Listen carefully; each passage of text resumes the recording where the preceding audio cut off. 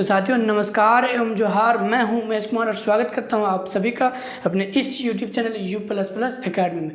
तो साथियों आज मैं बताऊंगा Poiseuille's equation and determination of viscosity of a liquid के बारे में। तो चलिए आगे बढ़ते हैं और आज पे फोकस करते हैं। आगे बढ़ने से पहले जान लेते हैं आपका हालचाल।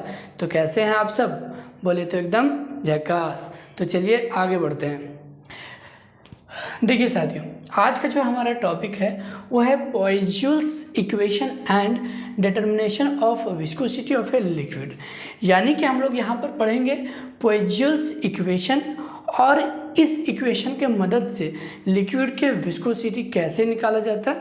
तो आज हम लोग इसी के बारे में जानेंगे। तो चलिए जानते हैं कि पोइजल्स इक्वेशन सबसे पहले क्या होता है। ठीक है, देखिए क्या है यहाँ पे कि Poiseuille's equation gives the Poiseuille's equation gives the relation between viscosity of a liquid flowing through a capillary tube and volume of a liquid, pressure of the liquid, radius and length of the tube and the time taken for the flow. देखिए सबसे पहले एक चीज़ जो आपको ध्यान दीजिएगा वो है, देखिए यहाँ पर क्या लिखा हुआ, liquid flowing through a capillary tube. क्या बोल रहा है? Liquid flowing through a capillary tube. यहाँ पर एक बात ध्यान दीजिएगा, यहाँ पर लिखा हुआ है liquid flowing through a capillary tube, यानी कि जो लिक्विड फ्लो कर रहा है, लिक्विड जो फ्लो कर रहा है वो कैपिलरी ट्यूब के माध्यम से फ्लो कर रहा है। ठीक है, लिक्विड जो फ्लो कर रहा है वो कैपिलरी ट्यूब के माध्यम से फ्लो कर रहा है। और आपको याद होगा कि मैंने अपने प्रीवियस वीडियो में कैपिलरी ट्यूब के बारे में बताया हुआ है, तो आप उसे एक बार ज़रूर देख लीजिएगा। ठीक है, तो यहाँ पे सबसे पहले बात क्या है कि पोइजल्स इक्वेशन हमें क्या बताना चाह रहा है, पोइजल्स इक्वेशन होता क्या है। तो देखिए सिंपल सा पोइजल्स इक्वेशन क्या है कि पोइजल्स इक्वेशन हमें एक रिलेशन देता है। क्या रिलेशन देता है और किसके बीच का रिलेशन देता है? तो जो पोइजल्स इक्वेशन है वो रिलेशन हमें एक देता है, वो है लिक्विड के विस्कोसिटी,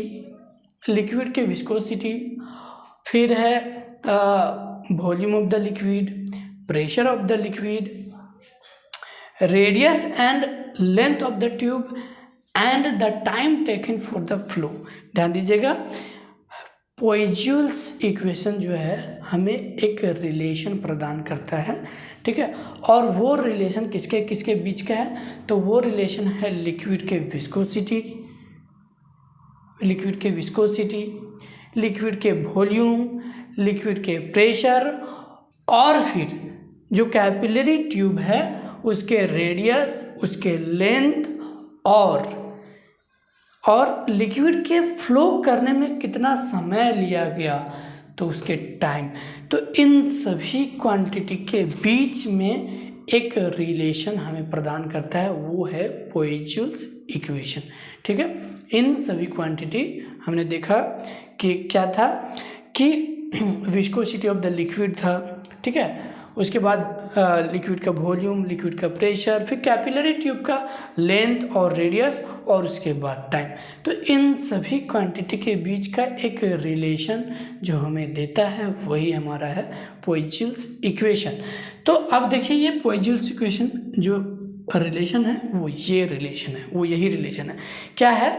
n = पाई p r⁴ T/8LV। और इस पूरे इक्वेशन को ही हम लोग कहेंगे पोइजल्स इक्वेशन। ठीक है, यही जो इक्वेशन है, ठीक है, n = पाई p r⁴ T/8LV, यही जो इक्वेशन है, यही जो रिलेशन है, इसी रिलेशन को पोइजल्स इक्वेशन कहते हैं। ठीक है, और देखिए इस रिलेशन में क्या क्या यूज हुआ है। हमारा लिक्विड का प्रेशर, रेडियस, ठीक है, ये कैपिलरी ट्यूब का रेडियस हो जाएगा आपका, ये time taken of the flowing liquid, ठीक है, ये आपका ट्यूब का लेंथ हो जाएगा और लिक्विड का ये विस्कोसिटी हो जाएगा। ठीक है, तो ये हमारा रिलेशन हो गया, ये हमारा जो इक्वेशन होगा, और इसी इक्वेशन को हम लोग कहेंगे पोएज-जूल्स इक्वेशन। ठीक है, अब देखिए यहाँ पर क्या कह रहा है, वेयर इस इक्वेशन में क्या क्या चीज़ें, क्या क्या क्वांटिटीज़ यूज हुए हैं वो हम लोग देखते हैं। यहाँ पे जो भी है वो आपका होगा volume of the liquid flowing through the capillary in time t। तो जो भी होगा वो आपका हो जाएगा लिक्विड का वॉल्यूम जो कि t टाइम में फ्लो कर रहा है। ठीक है, और p जो होगा आपका प्रेशर हेड हो जाएगा, और r जो होगा radius of the capillary tube, r जो होगा आपका होगा कैपिलरी ट्यूब का रेडियस, और जो l होगा length of the tube through which the liquid flows, यानी कि जो L होगा वो कैपिलरी ट्यूब का लेंथ होगा जिस लेंथ के माध्यम से जो है वो लिक्विड फ्लो करता है। ठीक है, तो यहाँ तक आपको बात समझ में आई हो। तो अब आगे हम लोग देखेंगे कि इस इक्वेशन के मदद से हम लोग कैसे विस्कोसिटी, किसी लिक्विड का विस्कोसिटी कैसे डिटरमाइन करते हैं, कैसे निकालते हैं। ठीक है, तभी अभी आप इसको जल्दी से नोट कीजिए। ठीक है, वीडियो को पॉज कीजिए और इसे नोट कीजिए, फिर हम आगे बढ़ते हैं। ठीक है,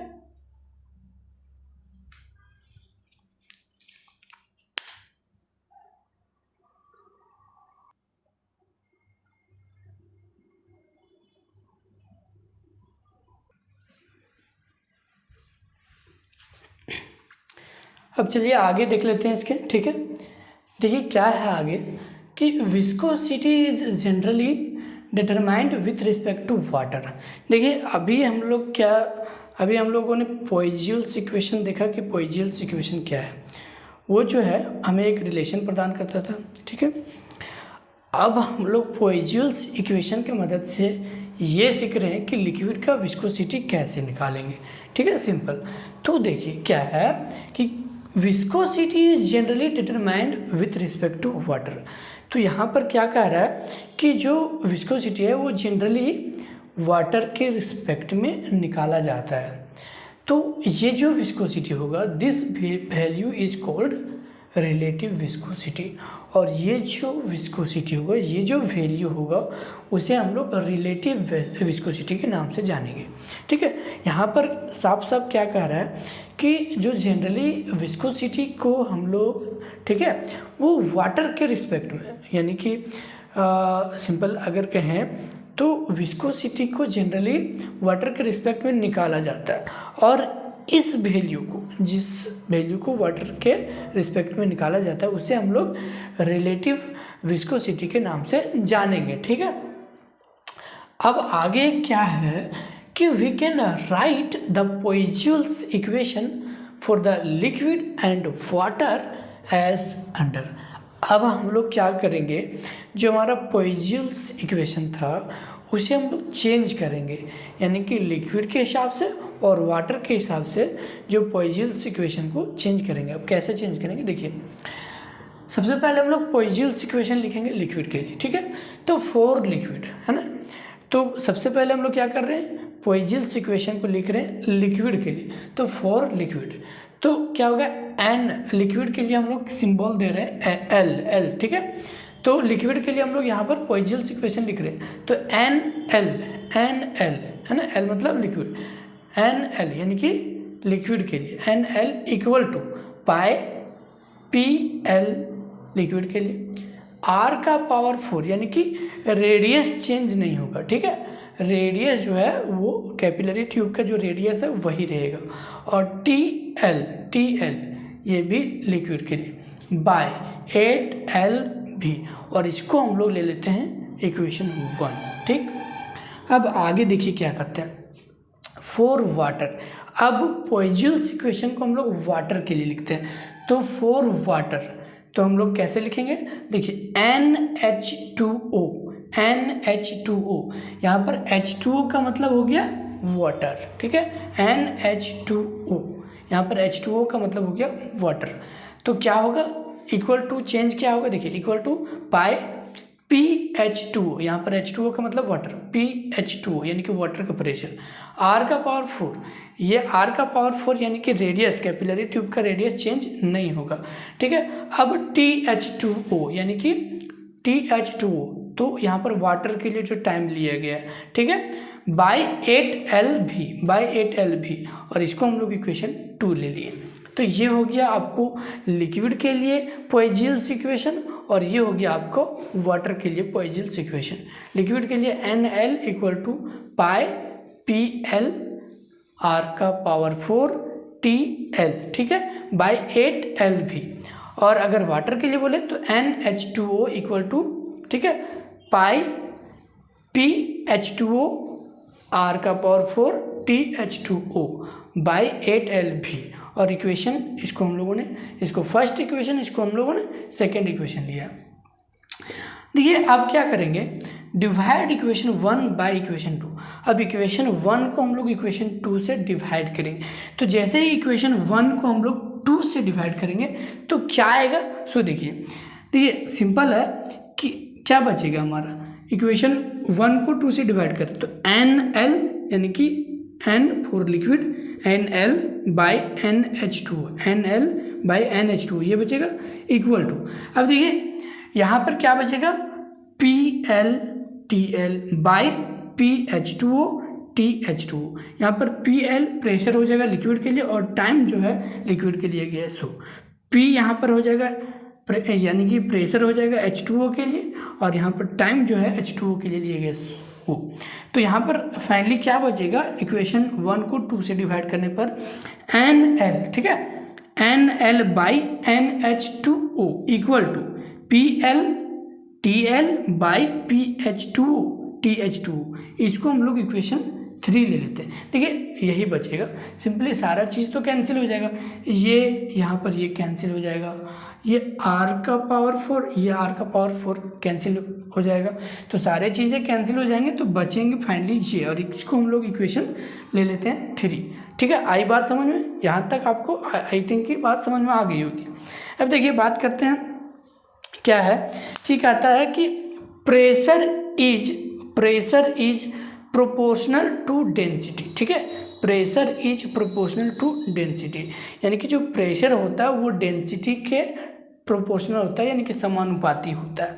10 इसलिए क्या होगा कि जो आपका PL है ना, प्रेशर जो लिक्विड का होगा वो डायरेक्टली प्रोपोर्शनल होगा डेंसिटी ऑफ लिक्विड के। ठीक है, इसको ऐसे बोल सकते हैं, जो प्रेशर ऑफ लिक्विड है वो डायरेक्टली प्रोपोर्शनल होगा डेंसिटी ऑफ लिक्विड के। एंड हम लोग ऐसे भी बोल सकते हैं, जो वाटर का प्रेशर होगा वो डायरेक्टली प्रोपोर्शनल होगा वाटर के डेंसिटी का। तो इस तरह से देयरफॉर द इक्वेशन 3 है ना, इक्वेशन 3 इज रिड्यूस्ड टू। तो अब हम लोग इक्वेशन 3 को चेंज करेंगे, कैसे चेंज करेंगे वो देखिए सिंपली। तो यहाँ पे क्या होगा, देखिए कैसे चेंज हो जाएगा, NL बाई NH2O ये तो वही रहेगा। ठीक है, viscosity for liquid and viscosity for water. ठीक है, NL बाई NH2 ये वही रहेगा इक्वल टू। यहाँ पे आप देखिएगा तो क्या होगा, चूँकि देखिए यहाँ पर आपने देखा कि pressure of liquid directly proportional to density of liquid, तो उसी चीज़ को हम लोगों ने यहाँ चेंज किया है। ठीक है, कि प्रेशर ऑफ लिक्विड की जगह पे डेंसिटी ऑफ लिक्विड रखा, बाकी बात ये TL वही रहा है बाई। ठीक है, फिर से देखिए यहाँ पे क्या है, pressure of water directly proportional to pressure of density of water. तो यहाँ पे प्रेशर ऑफ वाटर की जगह पर हम लोग यहाँ पर लिख रहे हैं डेंसिटी ऑफ वाटर, और बाकी बात टाइम, वाटर का जो टाइम लिया गया वो वही है। तो इस तरह से जो है ये हमारा फाइनल इक्वेशन निकल के आता है, और इस इक्वेशन के मदद से हम लोग जो है किसी भी लिक्विड का विस्कोसिटी डिटरमाइन कर सकते हैं, निकाल सकते हैं। अब कैसे, देखिए क्या आगे बोलता है, कहता है TL यानी कि टाइम फॉर लिक्विड है ना, and TH2 time for water are determined from experiment. ये दोनों के दोनों जो है सो एक्सपेरिमेंट के माध्यम से डिटरमाइन किया जाता है, निकाला जाता है। ठीक है, आगे है substituting the values of TL यानी कि DL यानी कि density of liquid and DH2 density of water and NH2O इसको हम लोग बोलेंगे viscosity of water, we can find out the NL viscosity of the liquid, the viscosity of the liquid. ठीक है, तो इस तरह से हम लोग क्या करेंगे, देखिए क्या कहता है कि TL और TH2O का वैल्यू एक्सपेरिमेंट के माध्यम से निकाला जाएगा और DL, DH2O, NH2 इन सब का वैल्यू यहाँ पे रख कर, ठीक है, इस इक्वेशन में रख कर क्या कर सकते हैं हम लोग, NL यानी कि the viscosity of the liquid, यानी कि लिक्विड के विस्कोसिटी को हम लोग निकाल सकते हैं, डिटरमाइन कर सकते हैं। तो ये आपका फाइनल इक्वेशन है, ये जो है आपका वो फाइनल इक्वेशन हो जाएगा जिसके मदद से हम लोग किसी भी लिक्विड के विस्कोसिटी को डिटरमाइन कर सकते हैं, निकाल सकते हैं। ठीक है,